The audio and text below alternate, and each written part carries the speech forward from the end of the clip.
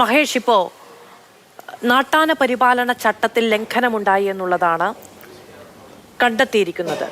അവിടെ ഈ അടുത്ത് പടക്കം പൊട്ടുന്നതടക്കമുള്ള കാര്യങ്ങൾ, പക്ഷെ പടക്കം പൊട്ടിയിട്ടില്ല എന്നുള്ള ചില വാദങ്ങൾ വരികയും ചെയ്യുന്നുണ്ട്. ഇതിപ്പോൾ ഇത് സുപ്രീം കോടതിയിൽ നിൽക്കുന്ന ഒരു വിഷയമാണ്. ആനയെ എഴുന്നള്ളിക്കണോ, ആനയെ എഴുന്നള്ളിക്കാൻ പാടില്ലേ, ഇത് ആചാരങ്ങളുടെ ഭാഗമാണോ, ആചാരങ്ങളുടെ ഭാഗമല്ലേ തുടങ്ങിയ കാര്യങ്ങൾ പല കോടതി കയറി ഏറ്റവും മുകളിലുള്ള കോടതിയിൽ വരെ എത്തി നിൽക്കുന്ന കാര്യമാണ്. നമുക്കറിയാവുന്നതാണ്, പൂരക്കാലത്താണെങ്കിൽ, ഉത്സവങ്ങളുടെ കാലത്താണെങ്കിൽ ഈ നിയന്ത്രണങ്ങൾ വന്നിട്ടുണ്ടെങ്കിൽ അതിന് മുകളിലേക്ക് എന്തെങ്കിലും ചെയ്യാൻ കഴിയുമോ എന്ന കാര്യത്തിൽ അന്വേഷിക്കുന്ന പലരുണ്ട്. അങ്ങനെ ചെയ്യാൻ പാടില്ല എന്ന് പറഞ്ഞ് നിയമത്തിന്റെ വഴിയിൽ പോകുന്ന പലരുണ്ട്. പക്ഷെ ഇതിപ്പോൾ നമ്മുടെ മുന്നിൽ ഒരു വലിയ സംഭവം ഉണ്ടായിരിക്കുകയാണ്. 3 പേരുടെ ജീവൻ നഷ്ടപ്പെടുന്ന ഇടത്തു നിന്നാണ് നമ്മളിത് ചിന്തിക്കേണ്ടിയിരിക്കുന്നത്. അപ്പോൾ സ്വാഭാവികമായും ആനയുടമ സംഘത്തിന് അതിലൊരു അഭിപ്രായം ഉണ്ടായിരിക്കും. ഈ ഒരു ലക്ഷക്കണക്കിന് രൂപ അതിൽ മുടക്കിയിട്ടുണ്ട്. പരിപാലനം അടക്കമുള്ള കാര്യങ്ങൾ, തൊഴിലാളികളടക്കമുള്ളവർ ഒരു മേഖലയിൽ അല്ലെ, ആനപ്പാപ്പാന്മാർ എന്ന് പറയുന്നത് മറ്റു ജോലികൾ ചെയ്ത് വരുന്നവരല്ല. അപ്പോൾ അങ്ങനെ പല കാര്യങ്ങൾ കൂടി നിങ്ങൾക്കും പറയാനുണ്ടാകുമല്ലോ.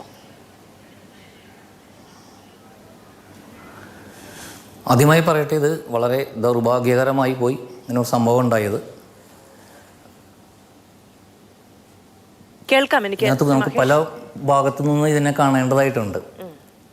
ഇതിനെ പല ഭാഗത്തു നിന്ന് ഇതിനെ നോക്കി കാണേണ്ടതായിട്ടുണ്ട്. ഇപ്പം എന്തുകൊണ്ട് ആന ഇടയാനായിട്ട് ഇങ്ങനൊരു സാഹചര്യം ഉണ്ടായി അവിടെ പലതും പറയുന്നുണ്ട്. ഇപ്പം ഞാൻ തൃശ്ശൂരാണ്. തൃശ്ശൂർ ഞാൻ ചാനലുകളിൽ കൂടെയും അതുപോലെ തന്നെ ഇന്നത്തെ പത്രമാധ്യമങ്ങളിൽ കൂടെയാണ് കൂടുതൽ വിവരങ്ങൾ അറിഞ്ഞിട്ടുള്ളത്. അതിനകത്ത് പറയുന്നത് കേട്ടത്, ഇപ്പോൾ അതിനകത്ത് ടി വിയിൽ അതിനകത്ത് എഴുതി കാണിക്കുന്നത്, വനംവകുപ്പ് പറയുന്നത് ആനയുടെ പുറകിൽ കുറേ നേരം പടക്കം പൊട്ടിച്ചതിൻ്റെ പേരിലാണ് ആന ഓടിയത് എന്ന് പറയുന്നു. നമ്മൾ കണ്ടിട്ടില്ല. ഇതെല്ലാം കേട്ട് നമ്മൾ ചാനലുകളിലും അതുപോലെ തന്നെ ഇന്നത്തെ ന്യൂസ് പേപ്പറുകളിൽ നിന്ന് കിട്ടിയ വിവരങ്ങളാണ്. അപ്പം അങ്ങനെയാണെങ്കിൽ അത് ഒഴിവാക്കേണ്ടതായിരുന്നു. അങ്ങനെ സംഭവിച്ചിട്ടുണ്ടെങ്കിൽ ഇപ്പോൾ ക്ഷേത്ര കമ്മിറ്റികൾ അപ്പുറത്തുണ്ട്. അവർ നേരത്തെ മാധു തന്നെ അതിനകത്ത് പറയുന്നുണ്ട്, അതിന് 2 അഭിപ്രായമുണ്ട് എന്ന് പറയുന്നുണ്ട്. അതുകൊണ്ട് നമുക്ക് കറക്റ്റായിട്ട് പറയാൻ പറ്റില്ല എന്തുകൊണ്ടാണെന്നുള്ളത്. അതായത് ഈ ആന ഇടയാൻ കാരണം പടക്കമല്ല എന്ന് വനം വകുപ്പ് പറയുന്നുണ്ട്. പക്ഷെ അങ്ങനെയല്ല, ഈ നാട്ടാന പരിപാലന ചട്ടം ലംഘിച്ചു, അടുത്ത് വെച്ച് പടക്കം പൊട്ടിച്ചു എന്നാണ് റവന്യൂ വകുപ്പ് കണ്ടെത്തിയിരിക്കുന്നത് എന്നറിയുന്നു. ഈ 2 റിപ്പോർട്ടുകളും ഇനി മന്ത്രിക്ക് മുൻപാകെ വരണം, മറ്റു കാര്യങ്ങളിലേക്ക് നയിക്കണം എന്നുള്ളതാണ്. 2 തരത്തിലുള്ള കണ്ടെത്തലുകൾ നിലവിൽ നമ്മുടെ മുന്നിലുണ്ട് എന്നാണ്. അപ്പോൾ ആനയുടെ പുറകിൽ പടക്കം പൊട്ടിച്ചിട്ടുണ്ടെങ്കിൽ അത് തെറ്റാണ്. കാരണം നമ്മുടെ പുറകിലാണെങ്കിലും പെട്ടെന്ന് ഒരു വലിയ ശബ്ദം കേട്ടാൽ നമ്മളാണെങ്കിലും ഒന്ന് മുന്നോട്ട് മാറും, അല്ലെങ്കിൽ പെട്ടെന്ന് ആ സൈഡിൽ നമ്മൾ മാറിപ്പോവും. അത് സ്വാഭാവികമാണ്. അപ്പോൾ അങ്ങനെ എന്തെങ്കിലും സംഭവിച്ചിട്ടുണ്ടോ ഇത് പരിശോധിക്കേണ്ടതാണ്, അവിടെ എന്ത് സംഭവിച്ചു എന്നുള്ളത്. ഇവിടെ ചിന്തിക്കേണ്ട മറ്റൊരു വിഷയമുണ്ട്. കാരണം ഈ ആന എഴുന്നള്ളിപ്പുമായി ബന്ധപ്പെട്ട് ഈ ആന എഴുന്നള്ളിപ്പ് നിർത്തണം എന്ന് പറയുന്ന വലിയൊരു ലോബി നമ്മുടെ നാട്ടിലുണ്ട്.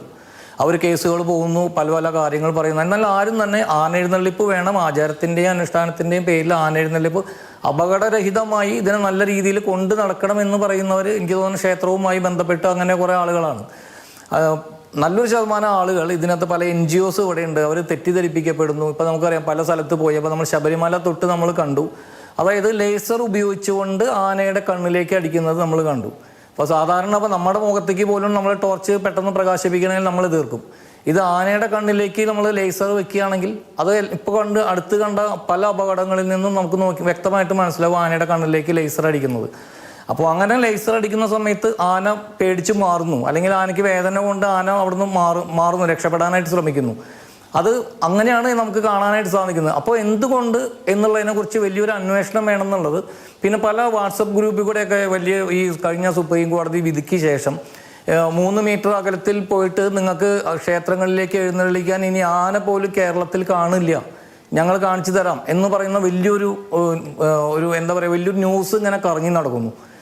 അപ്പോൾ നമ്മൾ DGPക്ക് കഴിഞ്ഞ മാസം നമ്മൾ പരാതി കൊടുത്തിട്ടുണ്ട്, ഇത് അന്വേഷിക്കണം. കാരണം ക്ഷേത്രങ്ങളാണ്, അവിടെ ആളുകൾ കൂടുന്ന സ്ഥലമാണ്, ആനയുള്ള സ്ഥലമാണ്, അപകടങ്ങൾ സംഭവിക്കാൻ പാടില്ല. അപ്പോൾ അതിലൊരു അന്വേഷണം വേണമെന്ന് പറഞ്ഞിട്ട് കേരള എലിഫന്റ് ഓണേഴ്സ് ഫെഡറേഷൻ ഒരു പരാതി കൊടുത്തിട്ടുണ്ട്. അപ്പോൾ ഇതെല്ലാം കൂട്ടി വായിക്കുന്ന സമയത്ത് എന്തുകൊണ്ടാണ് ഇങ്ങനെ സംഭവിക്കുന്നത്? കാരണം അതിനുശേഷം കേരളത്തിൽ ആനകളുടെ ഇടച്ചിൽ കുറച്ച് കൂടുതലാണ്. അത് എന്തുകൊണ്ടാണെന്നുള്ളത് വലിയൊരു സമഗ്രമായിട്ടുള്ളൊരു അന്വേഷണം തന്നെ വേണം.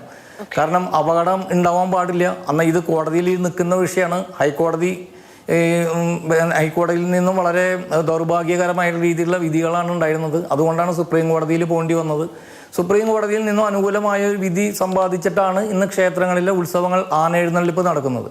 അപ്പോൾ ഇതിനെ അട്ടിമറിക്കാനായിട്ടുള്ള ഒരു ശ്രമം നടക്കുന്നുണ്ടോ നമ്മുടെ നാട്ടിൽ? എന്നുള്ളതാണ് അങ്ങ് ചോദിക്കുന്നത്. 2ാം ഘട്ടത്തിൽ അതുമായി ബന്ധപ്പെട്ട ചർച്ചകളിലൊക്കെ വരികയും ചെയ്യാം.